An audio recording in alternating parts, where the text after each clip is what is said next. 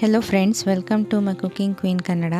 ನಾನಿವತ್ತು ವೆಜಿಟೇಬಲ್ ಪಲಾವನ್ನು ಹೇಗೆ ಟೇಸ್ಟಿಯಾಗಿ ಈಸಿಯಾಗಿ ಮಾಡೋದು ಅನ್ನೋದು ತೋರಿಸ್ತೀನಿ. ಈ ವೆಜಿಟೇಬಲ್ ಪಲಾವ್ ನಾನು ಕುಕ್ಕರ್ನಲ್ಲಿ ಬಹಳ ಈಸಿಯಾಗಿ ಮಾಡಿರೋದು. ಬನ್ನಿ ನಮಗೆ ಇದನ್ನು ಮಾಡೋದಕ್ಕೆ ಏನೇನು ಸಾಮಗ್ರಿಗಳು ಬೇಕೆನ್ನೋದು ನೋಡೋಣ.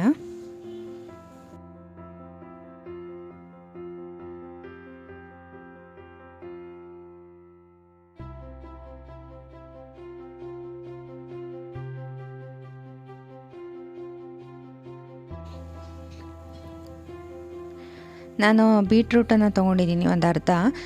ಹಸಿರು ಬಟಾಣಿ, ಕ್ಯಾರೆಟ್ ಮತ್ತು ಆಲೂಗಡ್ಡೆ ಇದನ್ನೆಲ್ಲನೂ ನಾನು ತೊಳ್ಕೊಂಡು ಚೆನ್ನಾಗಿ ಒಂದೇ ಮೀಡಿಯಮ್ ಸೈಜಲ್ಲಿ ನಾನು ಕಟ್ ಮಾಡ್ಕೊಂಡಿದ್ದೀನಿ.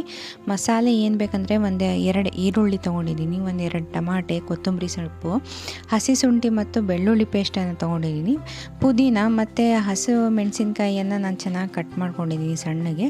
ನೀವು ಇಷ್ಟು ಈರುಳ್ಳಿ ತೊಗೊಂಡ್ರೆ ಸಾಕಾಗುತ್ತೆ. ಅದಕ್ಕಿಂತ ಸ್ವಲ್ಪ ಕಡಿಮೆ ನಾವು 2-3 ಸಣ್ಣ ಟಮಾಟೆ ತೊಗೊಂಡಿದ್ರು ನಡೆಯುತ್ತೆ. ನಾನು ಒಂದು ಕುಕ್ಕರನ್ನು ಬಿಸಿ ಆಗಲಿಕ್ಕೆ ಇಟ್ಟಿದ್ದೆ. ಅದರಲ್ಲಿ 1-2 ಸ್ಪೂನು ನಾನು ಎಣ್ಣೆಯನ್ನು ಹಾಕ್ಕೊಳ್ತೀನಿ.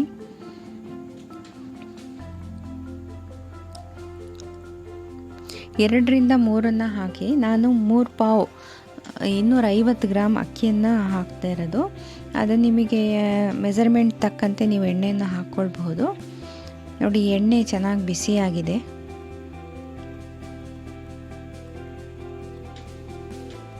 ನಾನು ಎಲ್ಲ ಈರುಳ್ಳಿಯನ್ನು ಹಾಕ್ಕೊಂಡು ಸ್ವಲ್ಪ ಕೆಂಪಗಾಗುವವರೆಗೂ ನಾನು ಚೆನ್ನಾಗಿ ಹುರಿದ್ಕೊಳ್ಬೇಕು.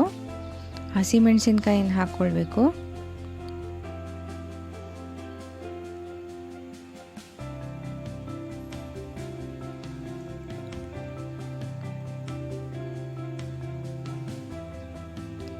ಉಳಿದಿರೋದು ಈರುಳ್ಳಿಯನ್ನೆಲ್ಲ ಹಾಕ್ಕೊಳ್ತೀನಿ.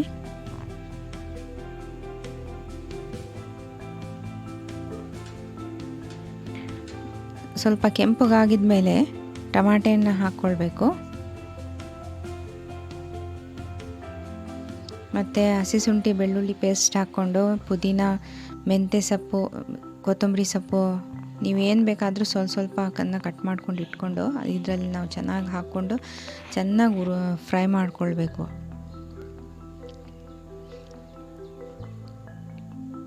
ನಿಮ್ಮ ಹತ್ರ ಹಸಿ ಶುಂಠಿ ಬೆಳ್ಳುಳ್ಳಿ ಪೇಸ್ಟ್ ಇಲ್ಲ ಅಂದರೆ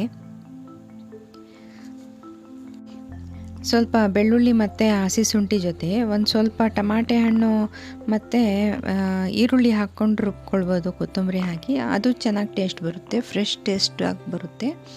ಆ ಥರನೂ ನೀವು ಮಾಡ್ಕೊಳ್ಬಹುದು, ಅದು ಇನ್ನೊಂದು ಟೇಸ್ಟ್ ಬರುತ್ತೆ.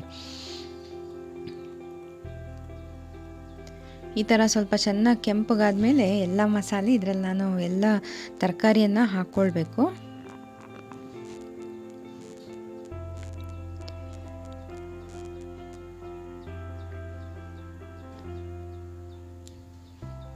ಪುದೀನ, ಕೊತ್ತಂಬರಿ ಸೊಪ್ಪನ್ನು ನಾನು ಹಾಕ್ಕೊಳ್ತೀನಿ. ಇದರಲ್ಲಿ ಸ್ವಲ್ಪ ನಾನು ಅರಿಶಿನ ಹಾಕ್ಕೊಳ್ಬೇಕು. 1 ಸ್ಪೂನ್ ಅರಿಶಿನ ಹಾಕ್ಕೊಳ್ತೀನಿ. ಇದರಲ್ಲಿ ಗರಂ ಮಸಾಲ 1 ಸ್ಪೂನ್ ಹಾಕ್ಕೊಳ್ತಾ ಇದ್ದೀನಿ, ಗರಂ ಮಸಾಲ ಪೌಡ್ರ್. ನಿಮಗೆ ಖಾರಕ್ಕೆ ತಕ್ಕಷ್ಟು, ನಿಮಗೆ ಟೇಸ್ಟಿಗೆ ತಕ್ಕಷ್ಟು ನೀವು ಖಾರದ ಪುಡಿ ಹಾಕ್ಕೊಳ್ಳಿ.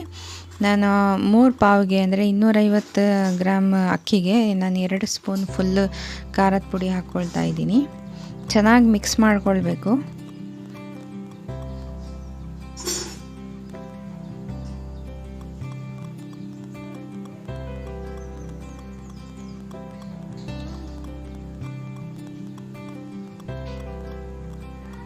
ಮಸಾಲೆಗೆ ಮತ್ತು ಅಕ್ಕಿಗೆ ಎಷ್ಟಾಗಬೇಕು ನಾನು ಅಷ್ಟನ್ನು ಉಪ್ಪನ್ನು ಹಾಕ್ಕೊಳ್ತೀನಿ. 4 ಸ್ಪೂನು 1 kgಗೆ ಉಪ್ಪು ಹಾಕ್ಕೊಳ್ಬೇಕು, ಅಷ್ಟನ್ನು ಹಾಕ್ಕೊಳ್ತೀನಿ. ಯಾಕಂದರೆ ಮಸಾಲೆಗೂ ಬೇಕು ಮತ್ತು ಅಕ್ಕಿಗೂ ಬೇಕು. ಒಂದೇ ಸಲ ಎಲ್ಲ ಹಾಕ್ಕೊಂಡ್ರೆ ಇದಕ್ಕೆ ಈ ತರಕಾರಿಗೆಲ್ಲ ನಾವು ಮಸಾಲೆ ಸ್ವಲ್ಪ ಹೀರ್ಕೊಳ್ಳುತ್ತೆ, ಉಪ್ಪು ಹೀರ್ಕೊಳ್ಳುತ್ತೆ, ಟೇಸ್ಟ್ ಸರಿಯಾಗಿ ಕರೆಕ್ಟಾಗಿ ಬರುತ್ತೆ. ಇದು ಚೆನ್ನಾಗಿ ಸ್ವಲ್ಪ ಕುದೀತಾ ಇದೆ ನೋಡಿ. ಈ ಥರ ಮುಚ್ಚಿ 5 ನಿಮಿಷ ನಾನು ಚೆನ್ನಾಗಿ ಕುದಿಸ್ಕೊಳ್ತೀನಿ. ಅದನ್ನು ಚೆನ್ನಾಗಿ ಇದು ಮಾಡ್ಕೊಳ್ತೀನಿ. ಅದರಲ್ಲೇ ದಮ್ ಆದರೆ ಫ್ಲೇಮ್ ಅದರಲ್ಲೇ ಕುತ್ಕೊಂಡ್ರೆ ಚೆನ್ನಾಗಿ ಟೇಸ್ಟಾಗಿ ಬರುತ್ತೆ. ಇಷ್ಟಿದ್ರೆ ಸಾಕಾಗುತ್ತೆ. ನಮಗೆ ಅಕ್ಕಿಗೆ ಎಷ್ಟು 3 ಪಾವಿಗೆ 3 ಜಗ್ ನೀರು ಬೇಕಾಗುತ್ತೆ. 3 ಜಗ್ನ ನೀರನ್ನು ಹಾಕಿ ಈ ಥರ ನೋಡಿ ಹಾಕಿ ಈ ಥರ ಬಿಡ್ತೀನಿ. ಒಂದು 5 ನಿಮಿಷ ನೀರು ಚೆನ್ನಾಗಿ ಕುದಿಬೇಕು. ಕುದಿಯುವಾಗ ನಾನು ಅಕ್ಕಿ ತೊಳೆದು ಹಾಕ್ತೀನಿ. ನೋಡಿ ಅಕ್ಕಿ ತೊಗೊಂಡಿದ್ದೀನಿ 750 ಗ್ರಾಮ್ ಅಷ್ಟು ತೊಗೊಂಡಿದ್ದೀನಿ, 3 ಪಾವು ಅಷ್ಟು. ಅದನ್ನು ನಾನು ತೊಳೆದುಕೊಂಡು ಎಲ್ಲ ಅಕ್ಕಿಯನ್ನು ಹಾಕ್ಕೊಳ್ತಾ ಇದ್ದೀನಿ. ನೀವು ಪಾತ್ರೆಯಲ್ಲೂ ಮಾಡಬಹುದು. ಪಾತ್ರೆಯಲ್ಲಿ ಮಾಡಿದರೆ ಏನಾಗುತ್ತೆ ಅಂದರೆ ಅಕ್ಕಿ ಒಂದೊಂದು ಚೆನ್ನಾಗಿರುತ್ತೆ, ಒಂದೊಂದು ಎಲ್ಲ ಸ್ವಲ್ಪ ಸ್ಪೂನ್ ನಾವು ಕೆಳಗೆ ಮೇಲೆ ಮಾಡಿದ ತಕ್ಷಣ ಅದೆಲ್ಲ ಮುರ್ಕೊಂಡು ಹೋಗುತ್ತೆ ಅಕ್ಕಿ, ಅಷ್ಟು ಚೆನ್ನಾಗೇ ಬರಲ್ಲ. ಕುಕ್ಕರ್ ಮಾಡಿದರೆ ಎಲ್ಲ ಅಕ್ಕಿ ಒಂದೇ ಇದರಲ್ಲೇ ಬರುತ್ತೆ.